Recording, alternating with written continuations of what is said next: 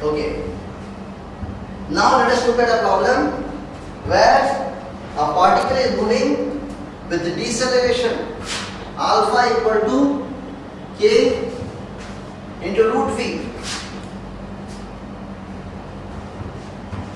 where k is a positive constant. At t equal to 0, v is equal to v naught. We have to find after what time and distance will it come to rest. So particle is moving with a deceleration alpha equal to k root v, where k is a positive constant. At time t equal to 0, the velocity is v0. After what time and distance will the particle come to rest? So deceleration is k root v.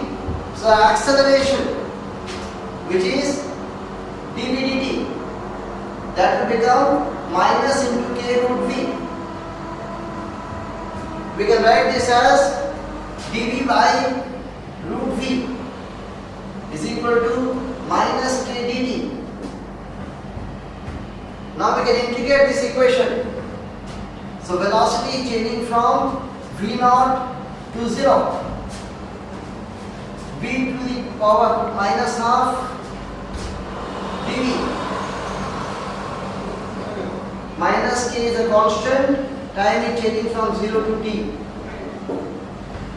Now when you integrate this function, the power increases by 1. So you get v to the power minus half plus 1 divided by minus half plus 1. And this is from v naught to 0. And this becomes minus kt. Now this is root v. This is half. So it becomes 2 root v. So time will become 2 root v by k. So this is the equation for time. Now when you put the limit v naught, you get v naught here. So time is 2 root v naught by k. Now when you have to find the distance, we start again with the equation dv dt is equal to minus k root v. Now dv dt can be written as dv dx dx dt by chain rule of differentiation. So this becomes minus k root v. Now this itself is v. So you get this v to dv dx is equal to minus k root v. So take this side, we get dv and we get root v, that is equal to minus k dx. Now we can integrate this equation. So we integrate from v naught to 0, v to the power half dv, and that is equal to minus k integral 0 to s dx. So again the power increases by 1. So v to the power 3 by 2 divided by 3 by 2, 0 to v naught to 0, minus k into s. So s becomes 2 by 3, v naught to the power 3 by 2 by k. So this is the answer for s.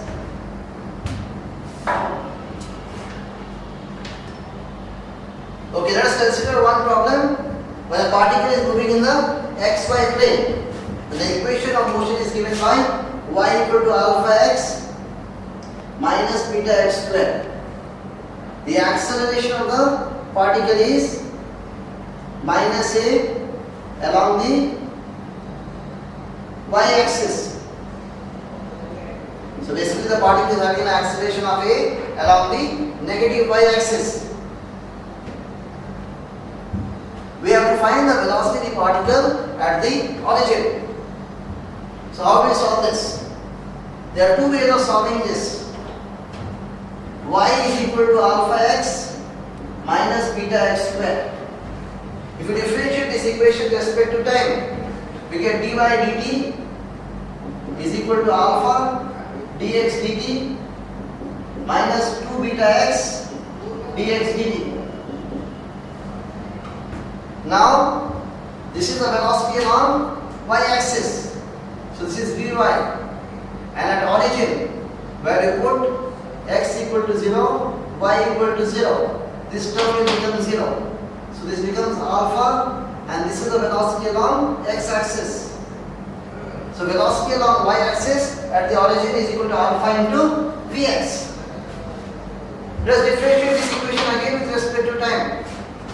So we get d2y dt square equal to alpha d2x dt square minus 2 beta. This is the product of two functions. So we keep first one constant, differentiate the other. And then we keep the second one constant, differentiate the first. So we get this. Now this is the acceleration along the y-axis, and that is minus a. This is 0 because the body is having only acceleration on the y-axis. Acceleration on the x-axis will be 0.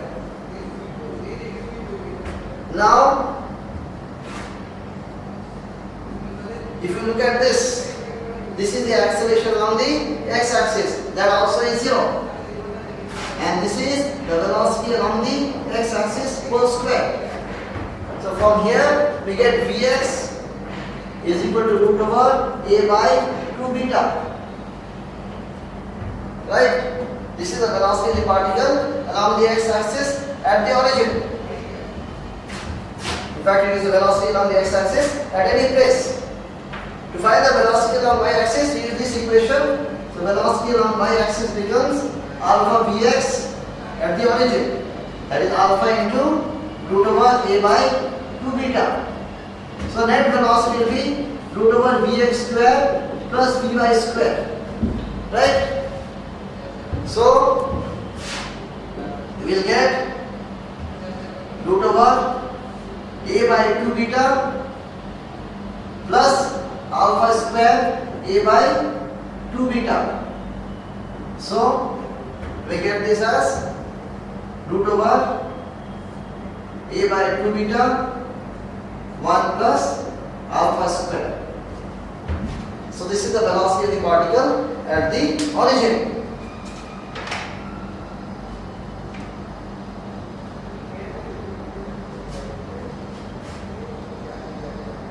Now there is one more way of solving this particular problem. The key thing is to understand this is similar to projectile motion, because equation of path of projectile is y equal to x tan alpha minus gx square by 2u square cos square alpha. So basically we can compare this equation with the equation of projectile motion. Instead of g, the acceleration here is a. Both g and a along the negative y-axis. Right? So you can compare this with the equation of projectile motion. Y equal to x tan alpha, x tan theta, let's call the angle as theta, so we don't confuse with this alpha, minus gx square by 2u square cos square theta. So compare these two equations. We get alpha is equal to tan theta and beta is equal to g has become a. So a divided by 2u square cos square theta. Now cos square theta, we take it upstairs, it becomes sec square theta, and sec square theta is 1 plus tan square theta. So this becomes a by 2u square 1 plus tan square theta is alpha square. So from here we can take u this side, so u will become root over a by 2 beta 1 plus alpha square. We got the same answer. So whatever method we use, as long as we use correct physics, we will get the correct answer.